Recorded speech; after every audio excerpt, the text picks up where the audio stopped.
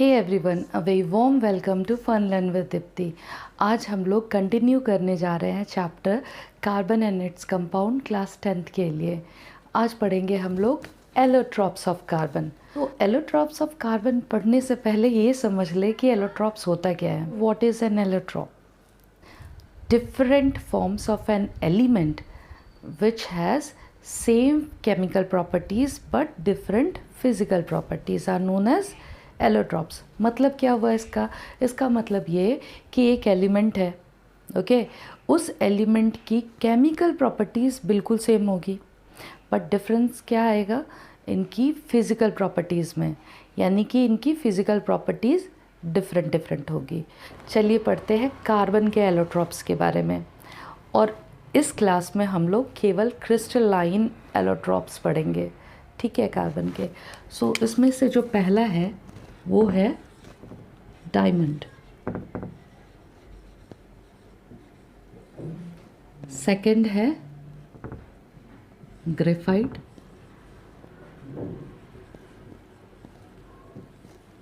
और थर्ड है जो हमें पढ़ना है इस बार वो है बकमिंस्टर फुलर।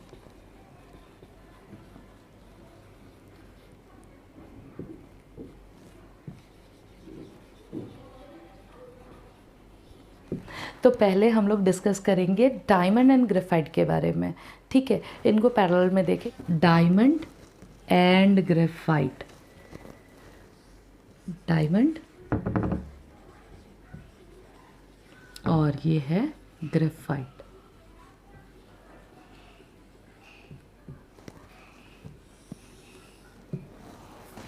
अगर डायमंड ले, ग्रेफाइट ले और बकमिंस्टर फुलर ले तो इनकी केमिकल प्रॉपर्टीज सेम होगी।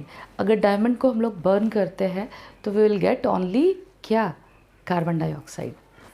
ग्रेफाइट को भी बर्न करते हैं, we will get the same thing, केवल और केवल कार्बन डाइऑक्साइड मिलेगा। दैट मीन्स कि graphite pure form of carbon है। बकमिंस्टर फुलर्स को भी करते तो हमें कार्बन डाइऑक्साइड ही मिलती है जब उसे बर्न करते हैं। तो coming back to diamond and graphite, diamond जो है ना ग्रेफाइट से बहुत अलग है। अब ये जो डिफरेंस है इनके प्रॉपर्टीज़ में, फिज़िकल प्रॉपर्टीज़ में, वो क्यों है पता है? वो है बिकॉज ऑफ देयर स्ट्रक्चर। इसमें कार्बन किस तरह से अरेंज है दूसरे कार्बन्स के साथ, इसी की वजह से इनकी प्रॉपर्टीज़ में डिफरेंस है, ठीक। डायमंड और ग्रेफाइट की फिज़िकल प्रॉपर्टीज़ में जो इतना डिफरेंस है, इसको समझने के लिए पहले हम लोगों को इसका स्ट्रक्चर समझना होगा।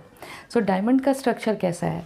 एक कार्बन एटम जुड़ा हुआ है 4 और कार्बन एटम से, किसके थ्रू? स्ट्रॉन्ग कोवेलेंट बॉन्ड के थ्रू। ये बहुत ज़्यादा स्ट्रॉन्ग होते हैं, ओके। हर एक कार्बन एटम 4 और कार्बन एटम से जुड़ा हुआ है, सारे के सारे। बट अगर ग्रेफाइट का स्ट्रक्चर देखें तो ये जो डॉट्स है ना, ये कार्बन रिप्रेजेंट कर रहे हो अगर, तो क्या है, एक कार्बन एटम 3 और कार्बन एटम से जुड़ा हुआ है। ये वाला को देखो तो ज़्यादा क्लियर होगा। एक कार्बन एटम 3 और कार्बन एटम से जुड़ा हुआ है, इसके पास एक इलेक्ट्रॉन फ्री है और ये शीट्स में होते हैं, ठीक है, लेयर्स होते हैं इनके। ये लेयर्स जो है ना वो आपस में ऐसे ग्लाइड भी कर सकते हैं, स्लिप कर सकते हैं। क्यों हो पाता है ऐसा? क्योंकि इनके बीच, इन दो लेयर्स के बीच में बहुत ही वीक वंडर वॉल फोर्सेस होते हैं, ठीक है। जो फोर्सेस ऑफ अट्रैक्शन है, very weak wonder wall forces of attraction है। तो इसकी वजह से ये बहुत स्लिपरी होता है, सॉफ्ट होता है, ठीक है। इसकी फ़िज़िकल प्रॉपर्टी डिफरेंट हो जाती है।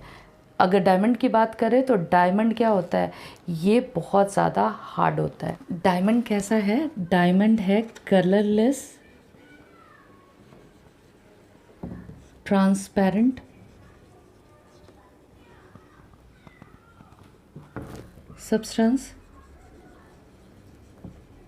डायमंड है कलरलेस, ट्रांसपेरेंट सब्सटेंस। ग्रेफाइट का अगर अपीयरेंस देखें वो कैसा दिखता है? ग्रेइश ब्लैक कलर, ठीक है। और ये कैसा है? ओपेक है। ये ट्रांसपेरेंट है, ये ओपेक सब्सटेंस है, ओके। बात करते हैं इनके हार्डनेस की। सो ये जो डायमंड है ये वर्ल्ड का सबसे हार्डेस्ट सब्सटेंस है।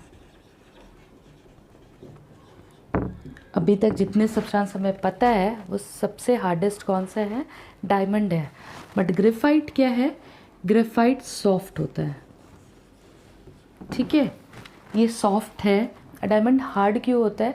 क्योंकि हर एक कार्बन एटम बाकी 4 और कार्बन एटम से मिलकर क्या बनाते हैं? एक बहुत ही रिजिड 3 डायमेंशनल स्ट्रक्चर बनाते हैं। जैसे कि हमने ग्रेफाइट के स्ट्रक्चर में देखा था, उसमें शीट्स होती हैं और शीट्स के बीच में क्या होता है?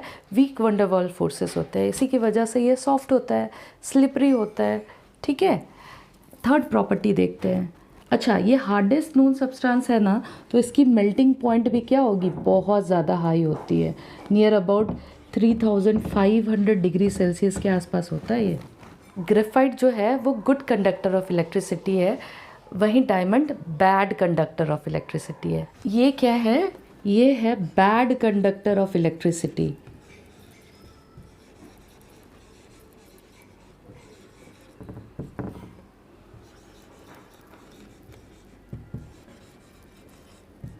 और ये क्या है? Good conductor of electricity.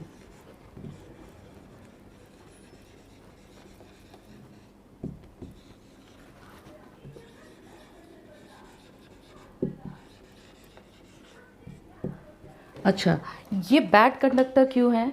क्योंकि कार्बन के वैलेंस इलेक्ट्रॉन कितने होते हैं? 4 होते हैं, है ना। और 4 के 4 इलेक्ट्रॉन जो हैं वो स्ट्रॉन्ग बॉन्ड बना रहे हैं 4 अदर कार्बन एटम के साथ में, ठीक है। सारे के सारे इंगेज है, कोई फ्री इलेक्ट्रॉन नहीं है, तो फिर इलेक्ट्रिसिटी कंडक्ट कैसे करेगा? बट ग्रेफाइट के केस में क्या होता है? 4 इलेक्ट्रॉन जो इसके थे उनमें से 3 तो इंगेज हो गया कार्बन बॉन्ड बनाने में, ठीक है। बट एक इलेक्ट्रॉन इसके पास फ्री है, एक इलेक्ट्रॉन फ्री है, और वही फ्री इलेक्ट्रॉन क्या कराता है?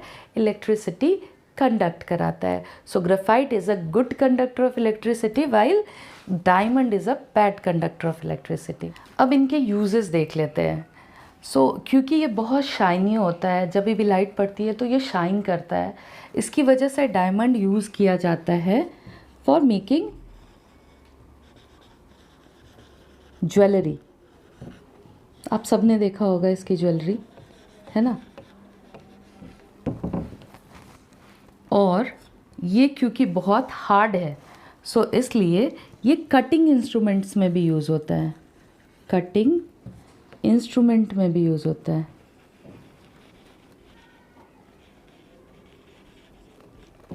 जैसे कि लाइक फॉर एग्जांपल क्या है? Like for example glass cutters. Glass cut करने वाले जो होते हैं ना, उनमें भी यूज़ होता है, ठीक है। ग्रेफाइट का क्या यूज़ होता है? Graphite good conductor of electricity है, इसलिए ये कार्बन इलेक्ट्रोड में यूज़ होता है, कार्बन इलेक्ट्रोड में यूज़ होता है, ठीक है। कोर्स ऑफ पेंसिल बनाने में यूज़ होता है,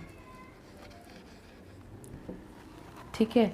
क्ले के साथ में ग्रेफाइट को मिक्स किया जाता है, और वो जो लिड होती है ना, वो लिड में क्या यूज़ होता है? ये ग्रेफाइट यूज़ होता है, ठीक है। क्यों यूज़ होता है? क्योंकि ब्लैक कलर है, स्लिपरी सॉफ्ट है, तो वो अच्छे से ग्लाइड करता है, ओके।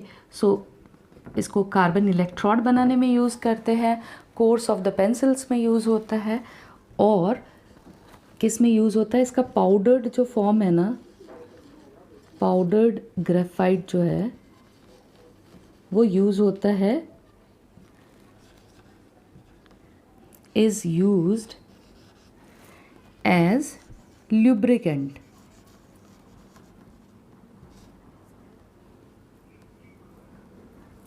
ल्यूब्रिकेंट।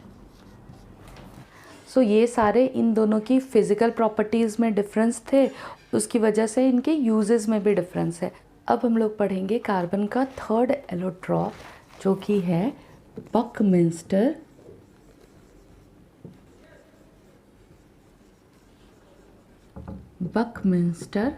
फुलरेंस।